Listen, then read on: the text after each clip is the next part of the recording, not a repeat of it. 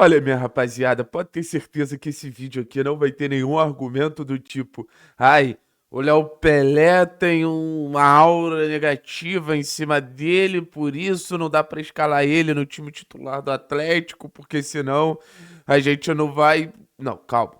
A gente vai falar sobre elementos técnicos. O fato é, o Atlético perde o Carlos Teran. A gente não sabe até quando o Carlos Teran vai ficar de fora enquanto eu gravo esse vídeo. O jogador está fazendo exame, a gente sabe do histórico de lesões do Carlos Teran, que para mim hoje é o segundo melhor zagueiro do Atlético. Então é uma perda muito significativa.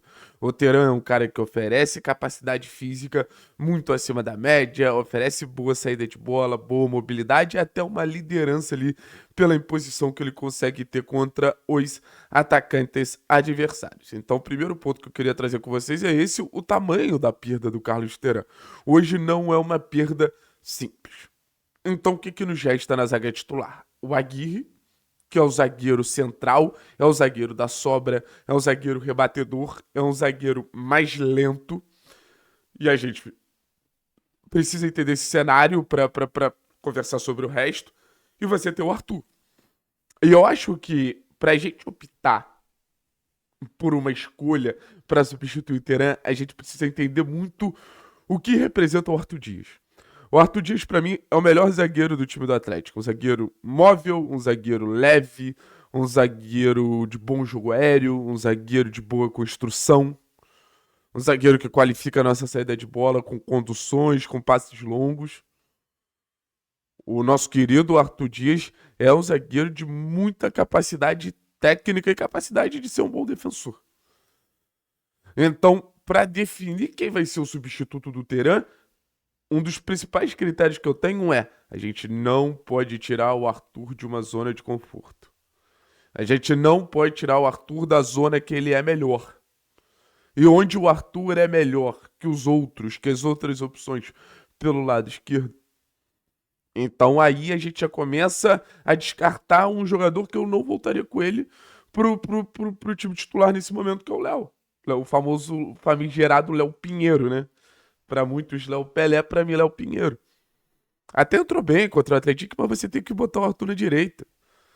Ficar botando o Arthur todo torto, beleza, o moleque é muito bom, ele vai dar conta do recado. Mas se a gente for parar pra pensar num cenário de custo-benefício ali pra zaga do Atlético, cara, eu acho que não faz sentido. Porque o Léo hoje no setor não entrega a mesma coisa que o Arthur entrega no setor. Então, sabe?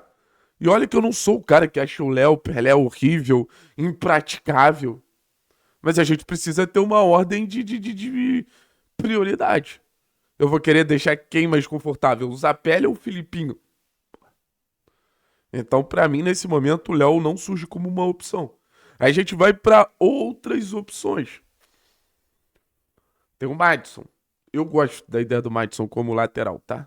Como zagueiro lateral ali. Acho que, pô, é um jogo de dominância, você precisa ter saída de bola, você precisa fazer com que essa bola passe pelos zagueiros. O Madison acho que tem um bom passe, acho que pode ter jogadas ali de dobra com o Benavides avançando um pouquinho mais. Pode pisar na área e te oferecer jogo aéreo. Posso me decepcionar muito porque o Madison tem um histórico de falhas gigantesco. Mas eu acho que para esse contexto de Série B dá para contar com o Madison. Acho que o Madison, assim, como lateral fica difícil porque você precisa da capacidade técnica que ele não te oferece mais pra frente. Mas como zagueiro, eu acho que é um zagueiro que.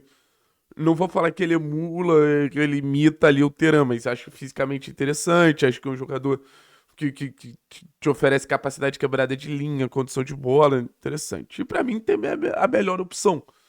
Se o Atlético é ser um clube formador, se o Atlético é ser um clube que revela, que bota jogador no mundo, cara, a escolha é fácil. Ah, Thiago, qual escolha então você tá falando? Cara, eu tô falando do Beleze. Pra mim é a melhor opção pra substituir o Teran. E eu sei que o torcedor pegou um bode absurdo do Beleze, mas vamos lá. É um jogador que não tem nenhuma falha direta no Campeonato Brasileiro em relação a gols. É um jogador que tem, assim, 20% a mais do aproveitamento do Carlos Teran em jogadas aéreas. É um jogador que tem boa construção, boa saída de bola, boa capacidade de quebrar linhas, inclusive gols recentes, como foi o gol contra o Cuiabá, começaram com as saídas de bola do Beleze. Pra mim, não tem debate que o melhor substituto do Carlos Teran é o Lucas Beleze. E digo mais, pra mim, a zaga titular do Atlético deveria ser Carlos Teran, Arthur Dias e Lucas Beleze.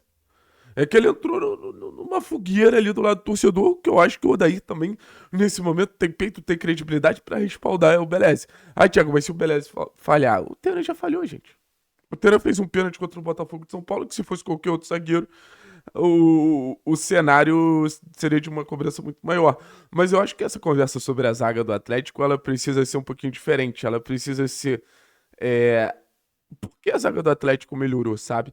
Eu acho que a zaga do Atlético ela melhorou, óbvio, no sentido ali da gente ter conseguido jogadores melhores. Acho que a chegada do Teran, a chegada do Aguirre teve um impacto muito grande, mas eu acho que o Atlético tem dois pontos táticos coletivos que fazem a zaga ser melhor. Primeiro, é uma zaga menos exposta.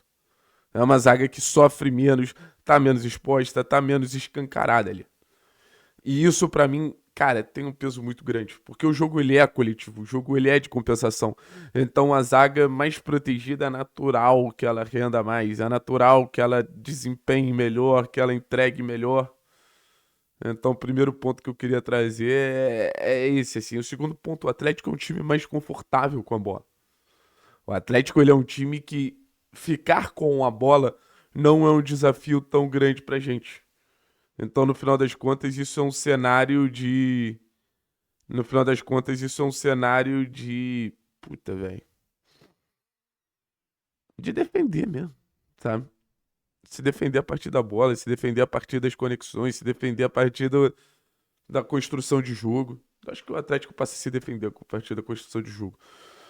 O fato é, o Atlético vem de 180 minutos sem sofrer gol. Isso é um mérito gigantesco para uma defesa que parecia não conseguir ficar nesse período todo sem sofrer gol. Eu acho que é um sinal que coletivamente o Atlético se defende melhor. Volto a dizer, não necessariamente é um sinal que o Atlético tem zagueiros melhores, mas se defende melhor.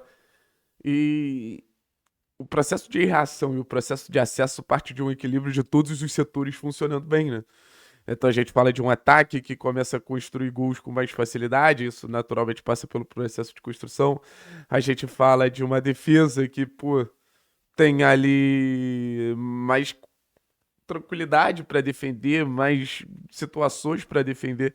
Então cada vez mais eu sinto um Atlético equilibrado para conseguir o objetivo improvável da temporada, que ninguém acreditava mais, mas que é mais do que necessário acreditar agora até o fim, que é acesso, beleza? Tamo junto, forte abraço e é nóis.